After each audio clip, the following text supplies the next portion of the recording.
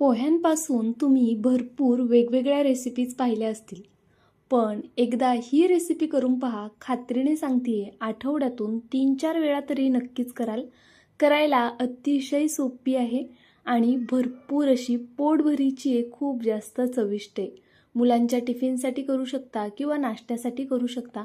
जर अचानक कोणी पाहुणे आले तर नेहमीचे तेच तेच कांदा पोहे करण्यापेक्षा या पद्धतीने तुम्ही ही रेसिपीसुद्धा नक्कीच करू शकता.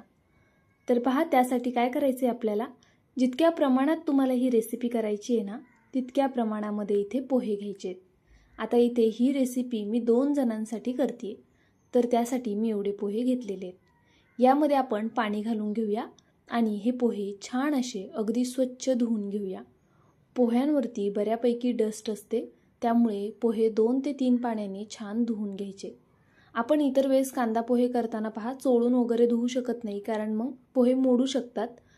पण या रेसिपीसाठी आहे ना, आपल्याला पोहे छान स्वच्छ धुवून घ्यायचे, तसे चोळून घेतले तरी चालेल. तर पहा, इथे मी छान असे हे पोहे धुवून घेते. 2-3 पाण्याने हे पोहे मी धुवून घेतलेले आहेत आता. तर चला, आता ह्या पोह्यांमधलं संपूर्ण पाणी काढून घेते आणि अगदी थोडंसं पाणी यामध्ये ठेवायचं आहे, म्हणजे मग पोहे भिजायला थोडी मदत होईल. तर पहा, आपले पोहे आहेत ना, मुळात 2-3 पाण्याने धुतल्यामुळे ना छान असे मऊसूद भिजले जातात. अशी छान मऊसूदच आपल्याला हे पोहे भिजायला हवेत. आता 5 मिनटं हे पोहे जरा साईडला ठेवून देऊया आणि एक मिक्सरचं भांडं घेऊया. तर पहा, इथे मिक्सरच्या भांड्यामध्ये भरपूर हिरवी मिरची घ्यायची. तुम्हाला जितक्या प्रमाणात तिखट आवडतं ना, त्यानुसार तुम्ही इथे मिरचीचं प्रमाण ठरवायचे. त्याचबरोबर भरपूर असा लसूण घ्यायचा आहे. मिरची आणि लसूणमुळे आपल्या आजच्या या पदार्थाला खूप छान चव येणार आहे, त्यामुळे लसूण आणि मिरची थोडी जास्तीचीच घाला. आता त्यानंतरनं अद्रकचा तुकडा घेतला इथे मी, तो कट करून घालूया, म्हणजे मग मिक्सरला बारीक करायला बरं पडतं. जर तुम्ही अखंड असाच घातला ना, लवकर बारीक होणार नाही आणि अद्रक दाताखाली आलं की ते चांगलंसुद्धा लागत नाही. तर अशा पद्धतीने मी थोडा बारीकच हे अद्रक आहे ना, हे कट करून घेणार आहे. तर पहा, तुम्ही किसून घेतलं तरीसुद्धा चालेल किंवा मग अशा पद्धतीने कट करून घेतलं तरी चालेल. अद्रक आधी धुवून घ्यायचं, त्यानंतरनं त्याची साल काढायची आणि मग ते चिरून घ्यायचं. तर चला, ऑन ऑफ मोडवर आता आपण हे मिक्सरला वाटून घेऊया. इथे पहा, मी मिक्सरला हे वाटून घेतलेलं आहे ऑन ऑफ मोडवर. असं दरदरीतच वाटून घ्यायचं आहे आपल्याला, खूप पेस्ट नका करू.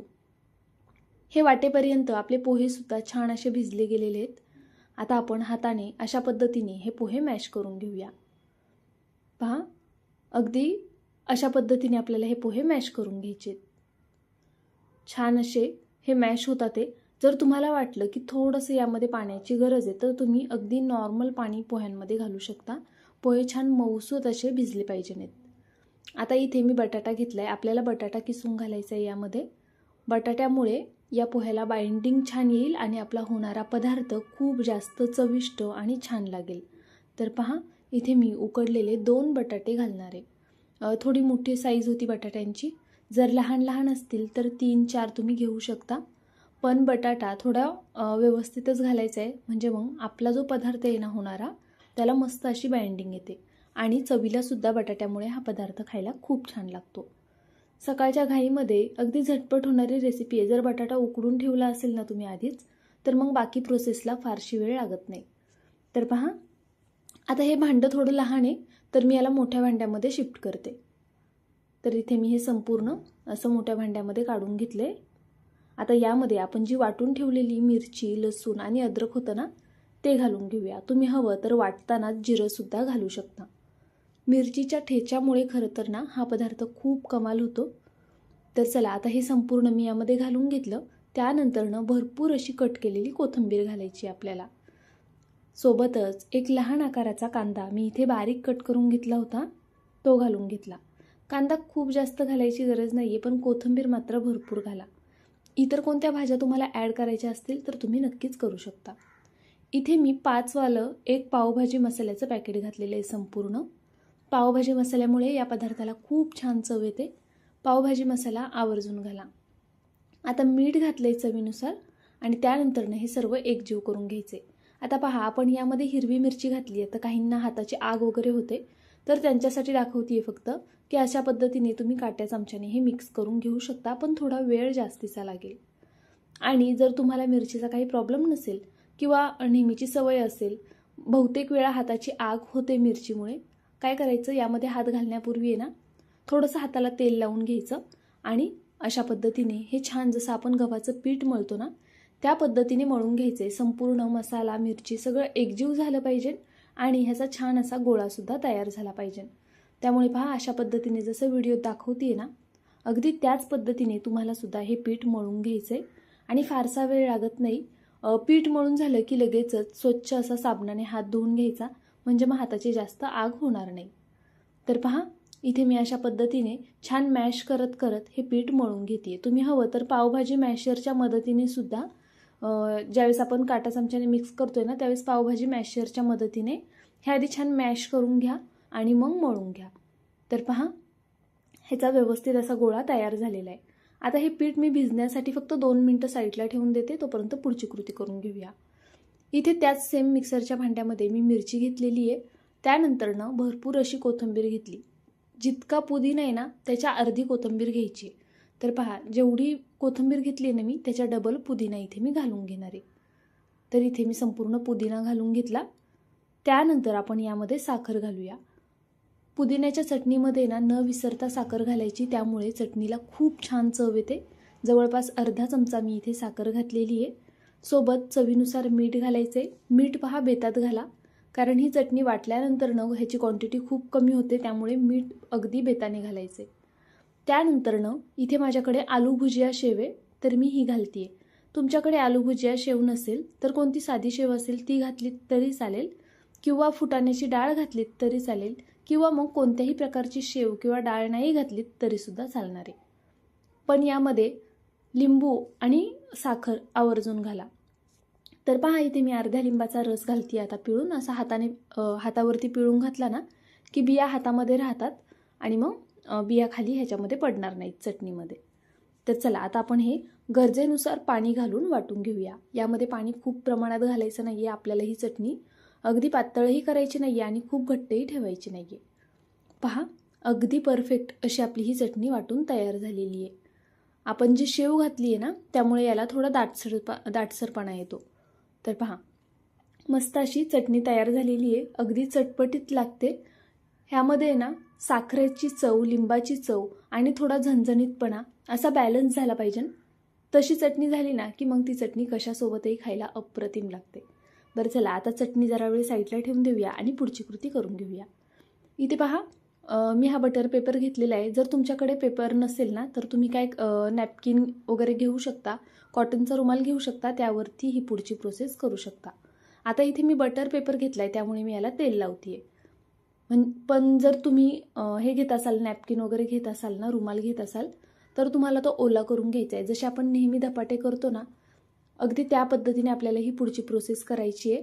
पण यामध्ये काळजी घेण्यासारखी एक महत्त्वाची गोष्ट आहे जी मी तुम्हाला पुढे सांगते. तर पहा आता इथे मी याला छान असं गोल करून घेतलेलं आहे हातावरती आणि आता आपण हा एकसारखा असा थापून घेऊया. आता हे थापत असताना एक काळजी घ्यायची की हे खूप जास्त पातळ नाही थापायचं, थोडंसं जाडसरच ठेवायचं आहे आपल्याला. म्हणजे आपली जशी भाकरी असते ना त्यापेक्षा थोडंसं जाडसर. तर पहा मी इथे एकसारखं हे सगळीकडून असं थापून घेणार आहे, पण थोडं जाडसर ठेवणार आहे. तर इथे अगदी पटपट हे थापून होतं. आणि हां, गोल एकसारखा होणार नाही कारण यामध्ये आपण पोहे मॅश करून घातलेले आहेत. तर शक्यतो पोह्यांचा कोणताही पदार्थ असू द्या तो असा साईडनी थोडासा सुटला जातो. जर तुम्ही पोहे मिक्सरला फिरवून घेतले असते ना तर मग तो असं साईडनी सुटणार नाही.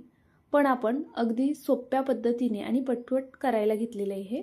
आणि पहा तुम्ही असं हाताने एका साईडनी छान असं व्यवस्थित गोल याला आकार देऊ शकता. तर इथे आपलं हे छान थापून झालेलं आहे आणि पहा मी थोडं जाडसरच ठेवलेलं आहे. हे जाडसर ठेवण्याचं कारणसुद्धा मी पुढे तुम्हाला सांगणार आहे. तर पाहू शकता इथे आपण पॅन गरम करण्यासाठी ठेवलेला, यावरती हे थालीपीठ घालून घेऊया आणि याला छान असं एका साईडनी होऊन देऊया. आता गॅस मीडियम ठेवायचा, मीडियम फ्लेमवर ह्याला छान होऊन द्यायचं. मी इथे तेलाचा वापर करते, तुम्ही तेलाऐवजी बटर किंवा तूपसुद्धा लावू शकता. आता आपल्याला हे लगेच पलटी करायचं नाही आहे. खालची साईड छान खमंग होऊन द्यायची, त्यानंतरनंच ह्याला पलटी करायचं. नाहीतर मग काय होतं, हे पोह्याचे पटकनी तुटू शकतं. आपण यामध्ये कोणत्याही प्रकारचं पीठ घातलेलं नाही आहे, फक्त पोहे आणि बटाटा आहे, त्यामुळे हे तुटण्याचे चान्सेस असतात. हे पराठे किंवा धपाटे करताना लहान लहानच करायचे, जसे मी आत्ता केलेले आहेत. खूप मोठा करायचा नाही, नाहीतर मग पलटी करताना तो तुटू शकतो. कधीही व्हिडिओ संपूर्ण पाहत जा. मी पुढे बऱ्याचशा टिप देत असते. बहुतेक वेळा आता समजलं की चला धपाटे करायचेत म्हणून मग व्हिडिओ सोडून जातात आणि मग करताना तुटला वगैरे की मग म्हणतात अरे रेसिपी फसली. तर पहा, अजिबात तुटलेलं नाही आहे. खालची साईड मीडियम फ्लेमवरती छान होऊन द्यायची. मोठ्या गॅसवरती हे पराठे भाजायचे नाही आहेत, त्याला चव तशी येणार नाही. अगदी बारीक गॅसवरतीच हे भाजून घ्यायचे. पहा, तुम्हाला गॅस दिसला असेल आता किती लहान होता. तर असा बारीक गॅसवरच ना आपल्याला हे भाजून घ्यायचे, दोन्ही साईडनी छान खरपूस खमंग होईपर्यंत. आणि लहान लहान करा, जाड ठेवा थोडंसं, म्हणजे ते अजिबात तुटणार नाही आणि खायला सुद्धा खूप जास्त चविष्ट लागतील. बरं, हे धपाटे किंवा पराठे थंड झाल्यानंतर सुद्धा छान लागतात. म्हणजे असं काही काही पराठे असतात ना की जे गरम खायलाच छान लागतात, पण हे थंड झाल्यानंतर सुद्धा तुम्ही खाऊ शकता, एवढे छान होतात. तर पहा, इथे मी साईडला थोडीशी चटणी घेते आणि आपला दुसरा पराठा होतोय तोपर्यंत मी इथे तुम्हाला हा पराठा दाखवते. अप्रतिम होतात. पोहे आणि बटाट्यापासून केलेले हे पराठे एकदा नक्की ट्राय करा. केल्यानंतरनं प्लीज मला कमेंट करून कळवायला विसरू नका तुम्हाला माझी ही रेसिपी कशी वाटली, तुम्ही करून पाहणार की नाही, आणि केल्यावरती मला सांगा की ताई आम्हाला ही रेसिपी आवडली किंवा नाही आवडली, किंवा यामध्ये जर काही वाटलं असेल तुम्हाला कमी जास्त तर ते सुद्धा सांगत जा.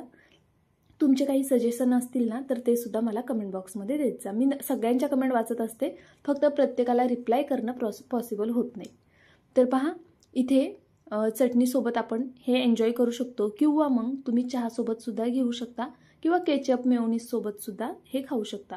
अगदी काहीच नसेल तरी आपण यामध्ये भरपूर प्रमाणात मिरची घातली आहे, त्यामुळे चटणीचीही गरज पडणार नाही आहे. बरं चला, लाईक करा, सबस्क्राईब करा. बाय.